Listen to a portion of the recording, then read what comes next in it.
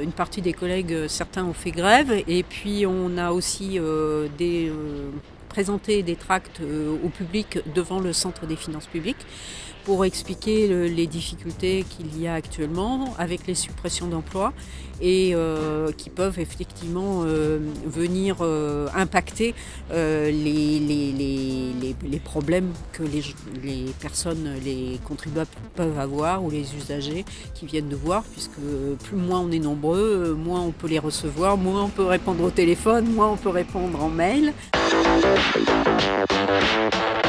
Il y aura 13 suppressions d'emplois, mais il faut savoir qu'il y a eu quand même sur le département depuis 10 ans 258 suppressions d'emplois en tout, quoi.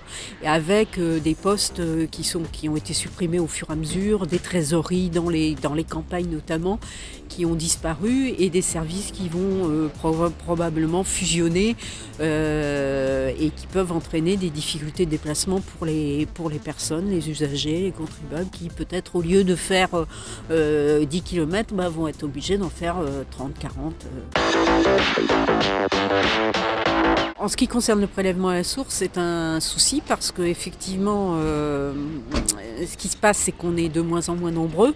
Je dirais on a attaqué l'os des services publics et donc les suppressions d'emplois du fait qu'on est moins nombreux dans les services, si vous voulez, eh bien la mise en place du pass pose des problèmes parce que pendant qu'on est en train de faire un travail particulier sur, je sais pas moi, de la taxe d'habitation, les contentieux des contribuables, etc.